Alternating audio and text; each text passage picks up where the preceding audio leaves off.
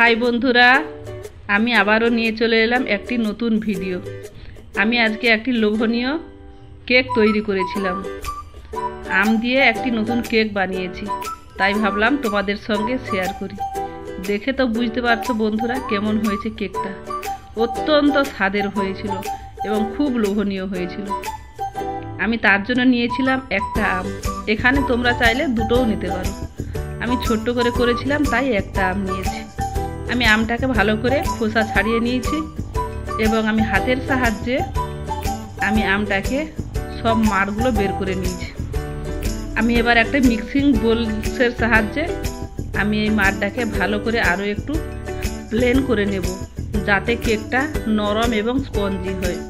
তার জন্য আমি আমটাকে ভালো করে মিক্সিং বোলে আমি করে নিয়েছি।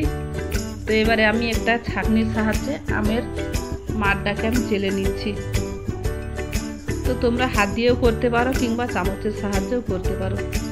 আমি এবার এতে দিয়ে দিচ্ছি 50 গ্রামের মতো চিনি। যে যার স্বাদ অনুযায়ী চিনিটা দেবো। আমি এখানে 50 গ্রাম দিয়েছি। তো চিনিটাকেও আমি ভালো করে চেলে নেব। তারপরে আমি দিয়ে দিচ্ছি হাফ চামচ বেকিং সোডা। আমি আবারও ভালো করে চেলে নেব। দিয়ে দিচ্ছি 1 চামচ বেকিং পাউডার। তোমরা যে যেরকম জিনিস নেবে সেই রকম অনুযায়ী বেকিং পাউডার ও বেকিং সোডাটা দেবে। দিয়ে দিচ্ছি স্বাদ মতো লবণ। এইবার আমি দিয়ে দিচ্ছি 100 গ্রামের মতো ময়দা।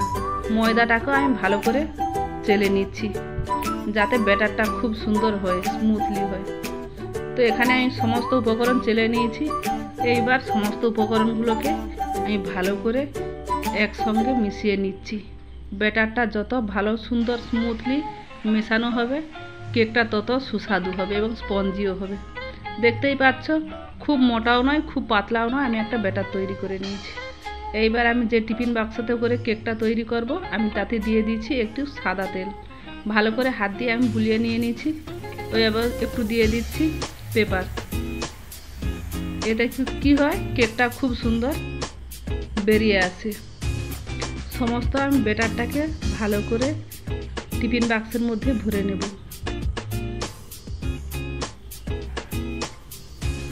2 থেকে 3 বার ভালো করে ঝাঁকিয়ে আমি টিফিন বাক্সটাকে রেডি করে নেব।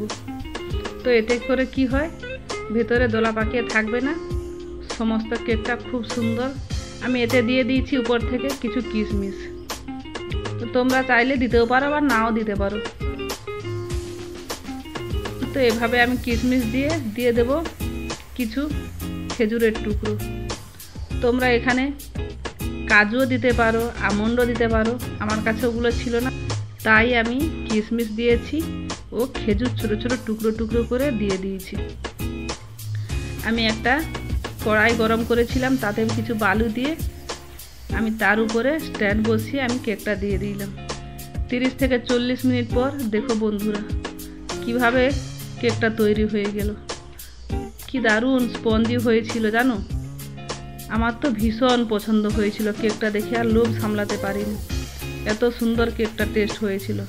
তোমরা চাইলে বাড়িতে বানিয়ে খাবে, দেখবে কেমন টেস্ট।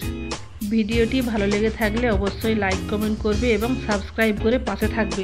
আমিও চেষ্টা করব সবার পাশে থাকার।